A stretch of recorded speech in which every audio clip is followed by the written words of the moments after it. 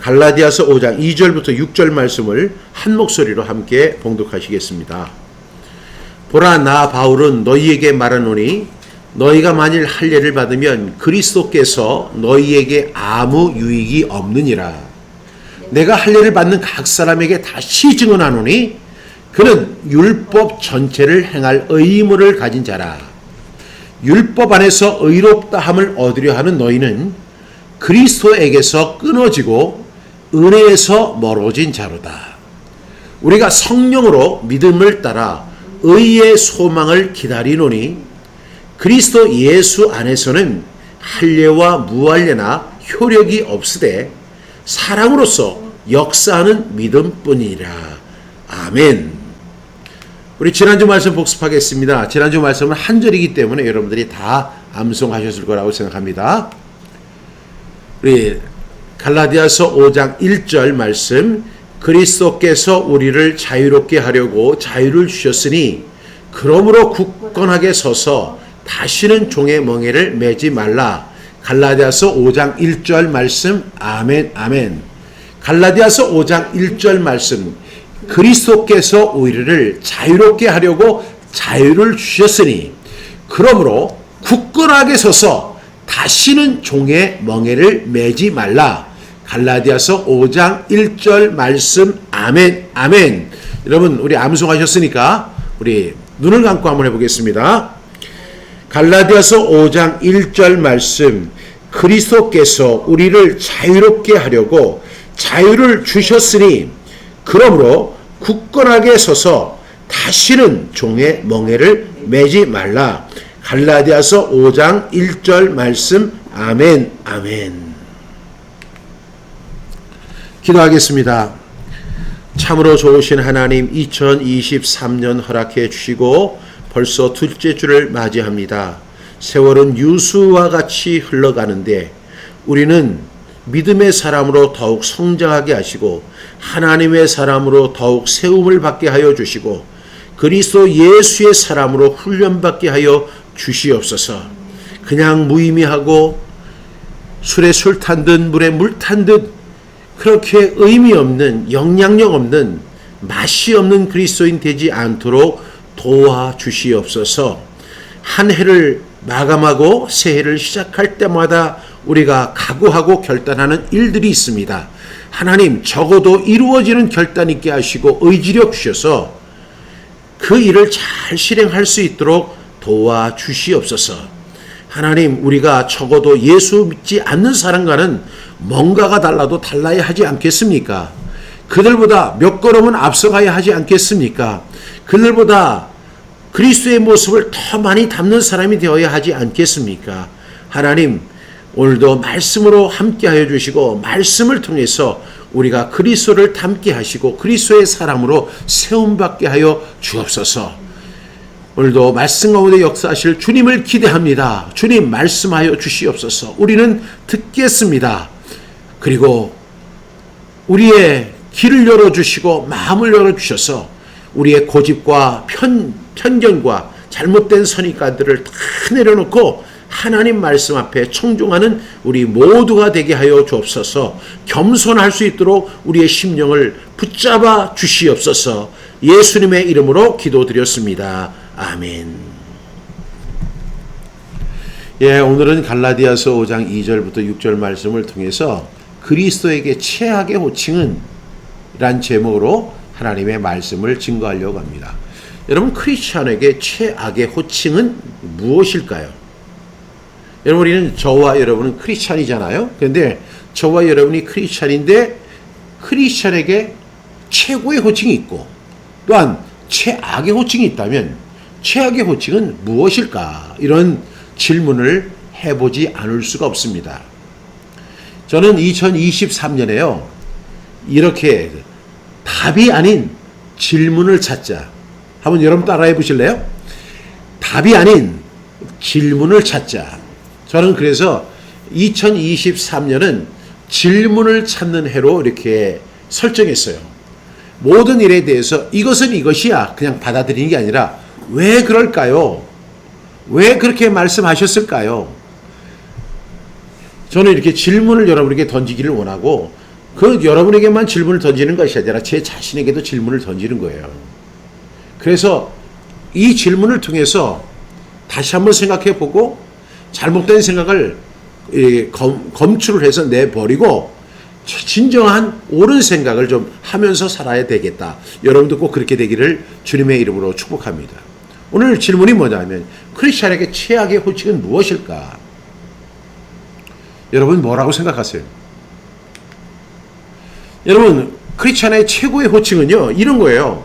크리스찬이다. 그리스도인이다. 하나님의 사람이다. 그리스도 예수의 사람이다. 이것만큼 좋은 호칭은 없는 것 같아요. 제가 갈라디아서 5장 26절에 보면 그리스도 예수의 사람들은 그 정과 함께 욕심을 십자가에 못 박았느니라 이렇게 나와요. 근데 그 내용도 중요하지만 거기서 호칭이 나오잖아요. 그리스도 예수의 사람들. 야, 그래가지고 제가 그 청년 때 선교단체를 만들었는데 그 선교의 단체가 JPM이에요. Jesus People's Mission. Jesus People's Mission. 그래서 예수의 사람들이라고 하는 선교단체를 제가 만들어서 활동을 했었습니다. 여러분 정말 좋지 않아요? 예수의 사람들. Jesus People's. 하나님의 사람. God's People. 그리스도인. 크리스천. 이게 얼마나 최고의 명칭입니까? 여러분, 여러분들이 가는 곳마다 여러분 크리스찬이다. 저 사람 크리스찬이야? 저 사람은 그리스도인이야? 저 사람은 하나님의 사람이야? 저 사람은 그리스도 예수의 사람이야? 이거는요, 크리스찬들에게 최고의 호칭이라고 생각합니다. 저와 여러분이 그러한 호칭을 받고 영향력을 더 넓혀가는 저와 여러분 다 되기를 주님의 이름으로 축복합니다. 그런데 오늘 제목이 뭐라고 했죠? 크리스찬에게 최악의 호칭은 뭘까? 근데 최고의 호칭이 있다면 반대로 최악의 호칭도 있어요. 그 호칭이 뭘까? 여러분 많이 들어보셨을 거예요. 그 호칭들. 뭐 기독교를 뭐 개독교라고 하고, 기독교인을 개독이라고 하고, 제가 이제 목사인데 목사를 먹사 이렇게 이야기를 해요. 그래가지고 저는 이제 목사니까 이 먹사라는 이야기를 들으면 별로 기분이 안 좋습니다. 뭐 저도 먹고 나도 먹는데 뭐 우리 목사는 뭐 먹기만 위해서 존재하는 것처럼. 그리고 제가 군대 생활을 할 때 이 크리스찬들을 우리 이제 고참병들이 뭐라고 그러냐면, 야, 너 환자야? 그래서 아닌데요? 하랬더니 너 기독교 환자 아니야? 맞습니다. 그래가지고 크리스찬이라고 안 하고 군대에서는 기독교 환자 이렇게 명칭을 합니다. 그래서 제가 기독교 환자로서 살아본 시간도 있었던 것 같아요. 여러분 이런 것들이 최악의 호칭일까? 기독교를 개독교라고 하고, 기독교인을 개독이라고 하고, 목사를 먹사라고 하고, 크리스찬을 기독교 환자라고 하는 거, 이것이 과연 크리스찬들에게 최악의 호칭일까요? 저는 그렇게 생각하지 않습니다. 이러한 것들은요, 기독교와 크리스찬을 비난하기 위한 하나의 호칭에 불과한 거예요. 우리가 잘하면 됩니다. 우리가 잘하기만 하면 금방 회복될 수 있어요. 저 사람 예수 믿는 사람이야. 저 사람 크리스찬이야. 뭐 역시 예수 믿는 사람은 달라도 달라. 이런 이야기 분명히 들을 수 있어요. 누가 잘하면? 내가 잘하면. 내가 그리스도인답게 인사 잘하고, 그리고 밝게 웃고, 예의 바르게 하고, 그리고 어떻게든지 그 사람들에게 모범된 행실을 보여주고, 이렇게 하면 그 사람들이 저 사람은 왜 이렇게 밝아? 저 사람 왜 이렇게 착해? 알고 보니까 저 사람 교인이래요. 크리스찬이래요. 역시 크리스찬이라 다르구나. 여러분 이렇게 뭐 최악의 호칭이라고 생각하는 것들 얼마든지 바꿔낼 수 있어요. 저와 여러분 그렇습니다. 그런데 오늘 제가 크리스찬에게 최악의 호칭은 이런 의미의 호칭이 아니에요. 이거보다 100배, 1000배, 10,000배 무서운 호칭이에요. 그 호칭이 뭘까? 우리 함께 찾아보려고 합니다.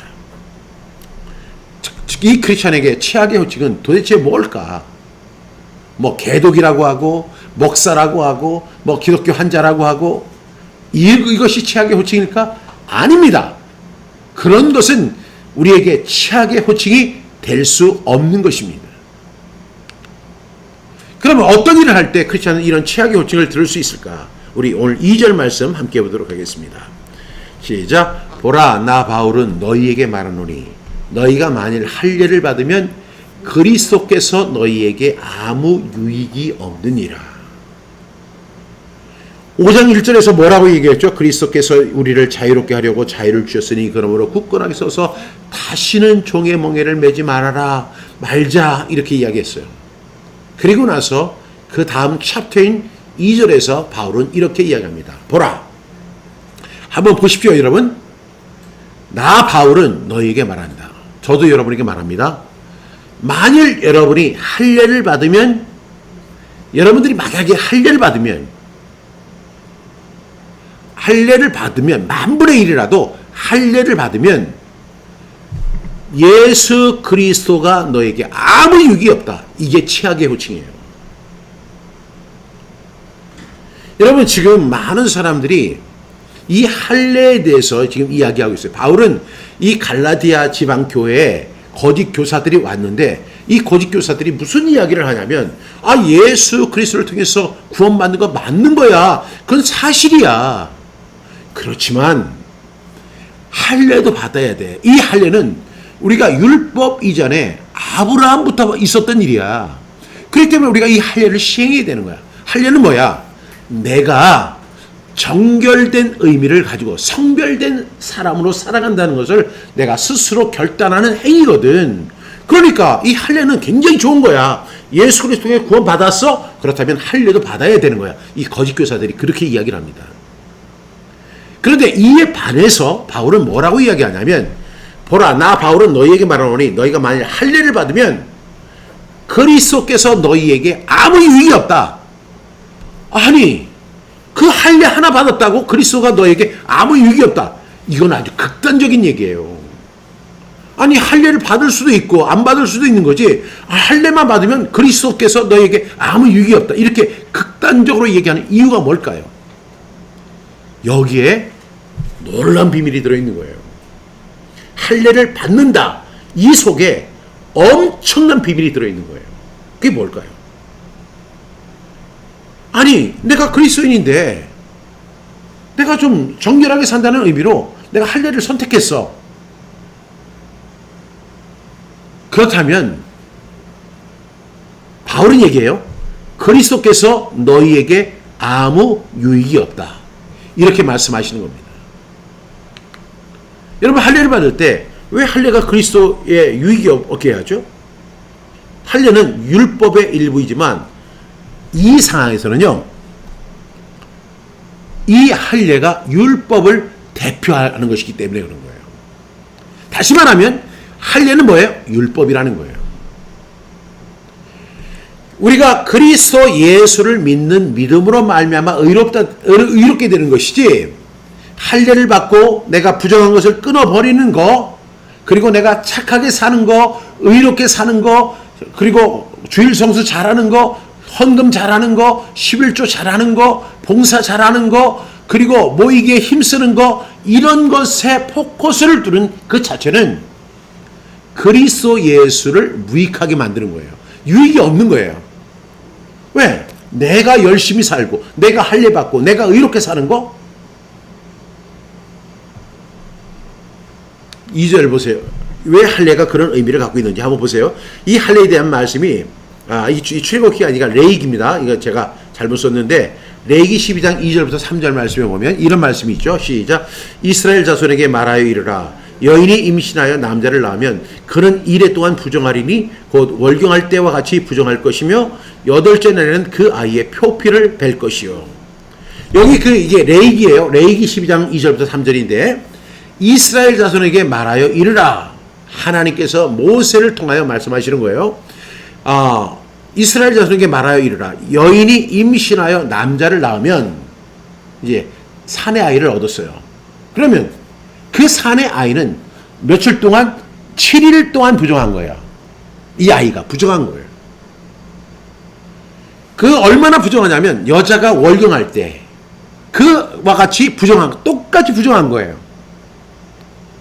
그래서 이 아이가 그 부정한 것을 끊어버리기 위해서 하는 것이 8째 날 되는 날에 그 아이의 포피를 베는 것입니다.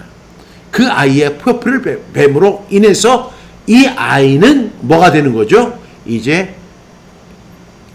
깨끗한 사람이 되는 거예요. 정결한 사람이 되는 거죠. 여기에서 이제 유아 세례가 나온 것입니다. 그러니까 이 할례가 어떤 의미를 갖고 있다고요? 부정한 것을 끊어버리는 거예요. 이런 할례의 의미를 갖고 있다는 것입니다. 3절 말씀 보겠습니다. 시작. 내가 할례를 받는 각 사람에게 다시 증언하노니 그는 율법 전체를 행할 의무를 가진 자라.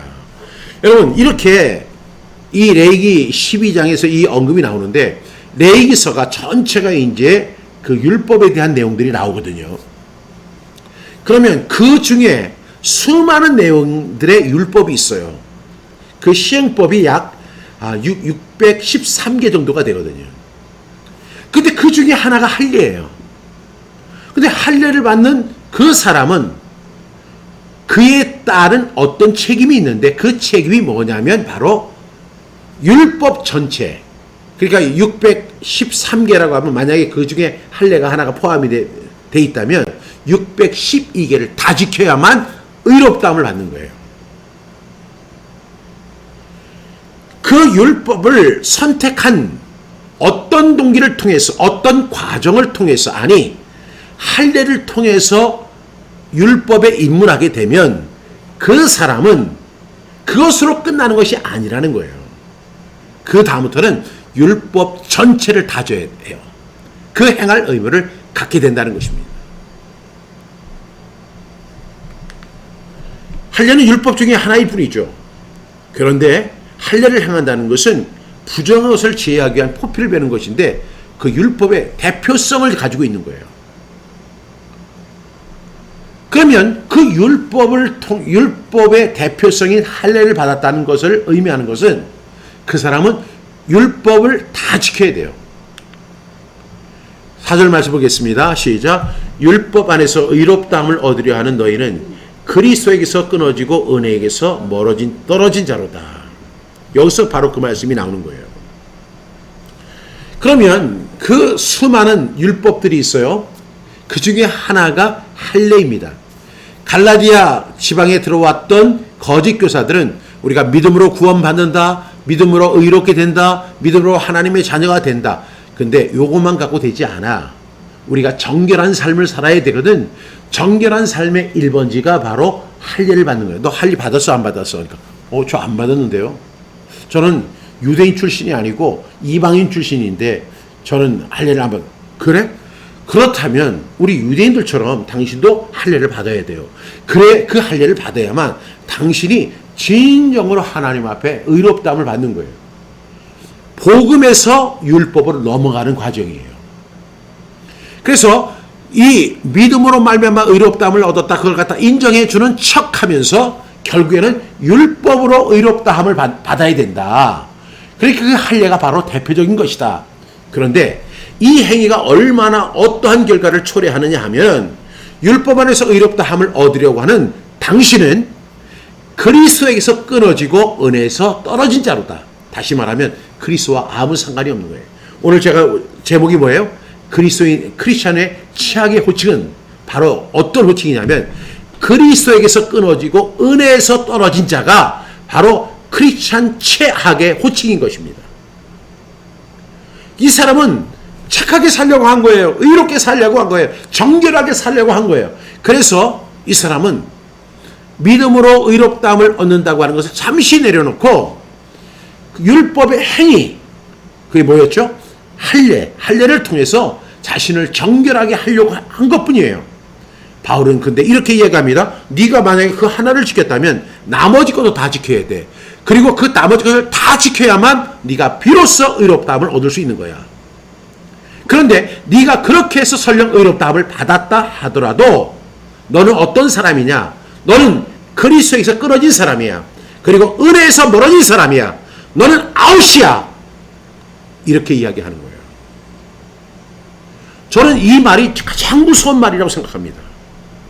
여러분, 율법이라고 하는 것도 하나님의 말씀입니다. 그런데 그 율법도 하나님의 말씀인데, 지금도 어떤 목회자들은 우리가 구원받아야 돼요. 그리고 믿음으로 예수님을 믿음으로 말미암아 의롭다함을 받는 거예요. 예수가 우리를 오신 것은 우리를 구원하시기 위해서 오신 거예요. 그렇게 해서 우리가 구원받았지 않습니까? 그렇다면 우리가 이제 그리스도인이 됐다면 그리스도인으로서 우리가 하나님의 말씀을 지켜야 하는 겁니다. 하고 율법대로 살아야 한다. 율법이 결코 나쁜 것이 아니다. 뭐 그러면 율법을 계속 강조하는 거예요. 그러다 보니까 우리의 이렇게 무게추가 믿음으로 말미암아 의롭게 되고, 믿음으로 하나님의 자녀가 되고, 믿음으로 천국에 가고, 믿음으로 하나님의 자녀가 되고, 믿음으로 우리가 의의 열매를 맺고, 이런 우리의 무게추가 이쪽으로 슬쩍 넘어가는 거예요. 열심히 기도해야 돼. 열심히 봉사해야 돼. 열심히 주일 성수해야 돼. 어떤 사람이 주일 성수를 하다가 한번 친구들의 유혹에 빠져가지고 놀러 간 거야. 봉고차를 빌려서. 그랬더니 가서 신나게 갈 때는 놀면서 같이 노래 부르면서 같이, 그리고 기분 좋게 술 한잔 딱 하고 배를 탔는데 배가 전복이 된 거야. 하나님의 심판이야. 이렇게 하면서 하니까 사람을 막 부들부들 떨게 만드는 거예요. 여러분, 얼마나 일리가 있어요. 주의 날을 지켜야 되고, 주의를 성수해야 되고, 하나님 앞에 온전한 11조를 드려야 되고, 그 다음에 하나님의 것을 떼먹지 말아야 되고, 그리고 모이기에 힘쓰라는 말씀에 순종해야 되고 해야 되는데, 그 명령 어기고 이 사람이 놀러 갔어. 그래서 하나님께서 이러한 사례를 통해서 아나니아와 삽비라처럼 이 사람을 징벌하신 거예요. 니들도 그렇게 살래? 아니요, 우리 그렇게 살지 않을래요. 우리 더 열심히 살게요. 새벽기도 나오라면 나오고, 봉사하라면 봉사하고, 11조 드리라면. 이렇게 무게추가 넘어가게 된다는 거예요. 여러분, 그것을 통해서 이 율법, 거짓 교사들은요, 참 자기들의 편리한 것만 다 추구하는 거예요. 근데 바울은 이렇게 이야기합니다. 율법 안에서 의롭다함을 받으려고 한다? 그런 너희는 그리스도에서 끊어진 거야. 내가 새벽 기도를 하고, 내가 주일 성수를 하고, 내가 봉사를 하고, 내가 11조를 드리고, 내가 온전한 제물을 드리고, 내가 온전히 하나님을 믿고 열심히 기도하고, 거기에 뭐가 들어가요? 내가 들어가잖아요. 여러분, 의자에 대해서 아세요? 의자, 의인이 된다 할 때, 의자는 참 제가 그걸 보면서 오늘 제가 표기했으면 좋을 뻔했는데, 의자는 양이 있어요. 양이 누구예요? 예수 그리스도잖아요. 양 밑에 내가 들어가는 거예요. 내가가 아니라 내가 의가 된다는 것은 예수 그리스도 밑에 내가 들어가야지, 율법 아래 내가 들어가서 내가 새벽기도 열심히 했습니다. 내가 성경을 열심히 읽습니다. 내가 열심히 봉사합니다. 나 열심히 전도합니다. 나 열심히 11조 합니다. 나 열심히 그리고 전도합니다. 선교합니다. 구제합니다. 무게추가 살짝 넘어간 상태예요. 이런 상태에 있는 사람을 향해서 바울은 이렇게 이야기합니다. 너희는 그리스도에게서 끊어지고 은혜에서 떨어진 자다. 너에게는 은혜가 더 이상 없어. 너는 그리스도와 아무 상관없는 사람이야. 여러분, 이것이 크리스찬 최악의 호칭입니다. 어떤 사람이 율법 안에서 의롭다함을 얻으려고 하는 자.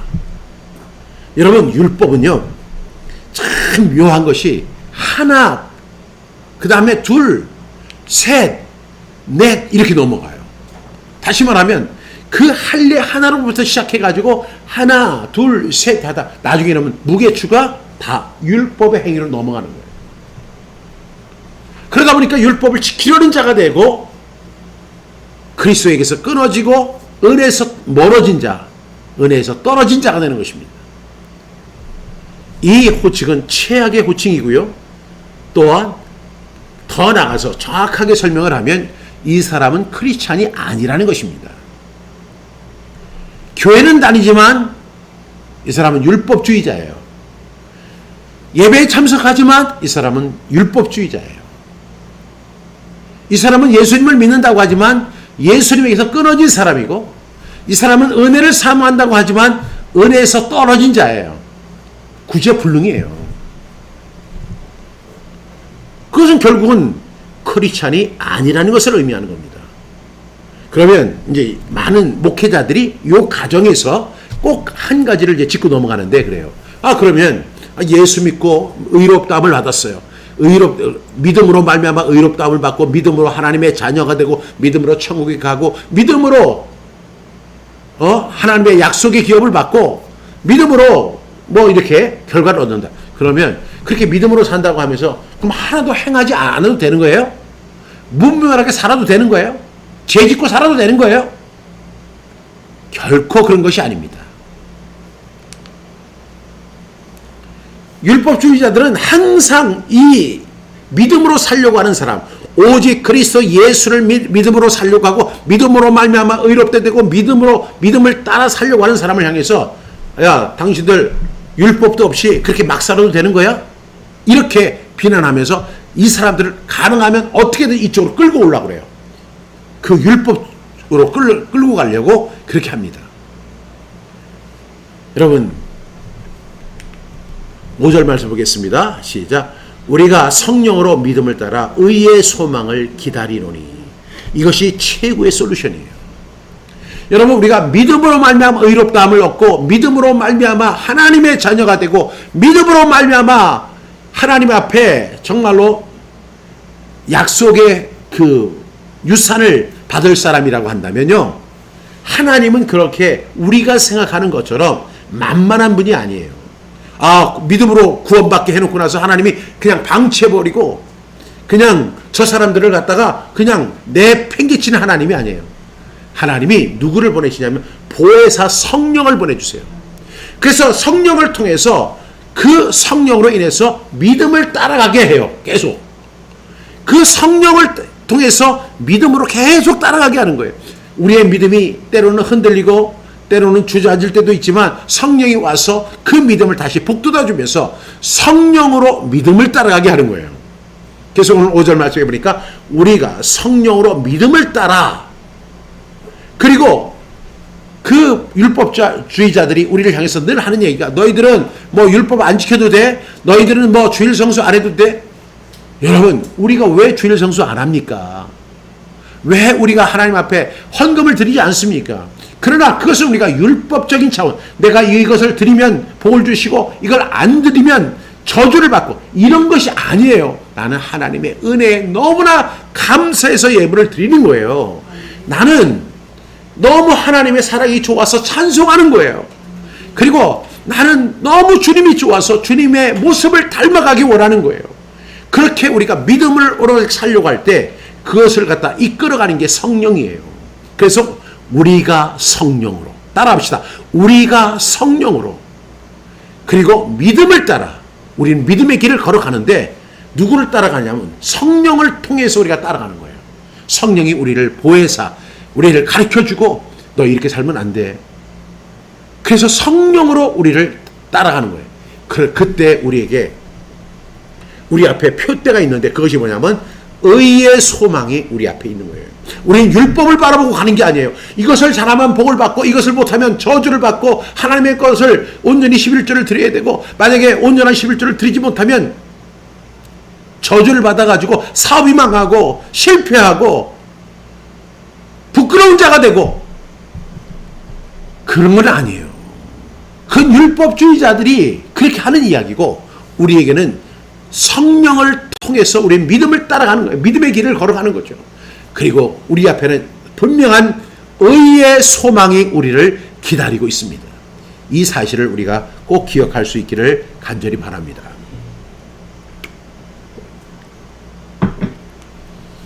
우리의 신앙이 1차 신앙이 있어요. 그 다음에 2차 신앙이 있어요. 그리고 3차 신앙이 있어요. 1차 신앙은 뭐냐면 앞서 이야기한 것처럼 율법적인 신앙이에요.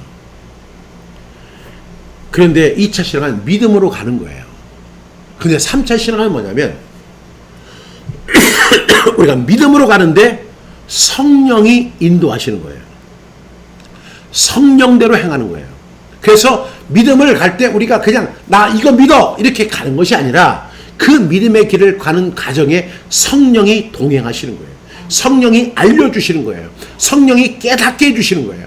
그래서 옳고 그른 것을 분별하면서 우리의 소망은 어디에 있다? 의의 소망을 향해서 씩씩하게 걸어가도록 우리를 인도하는 것이 성령의 역할이에요.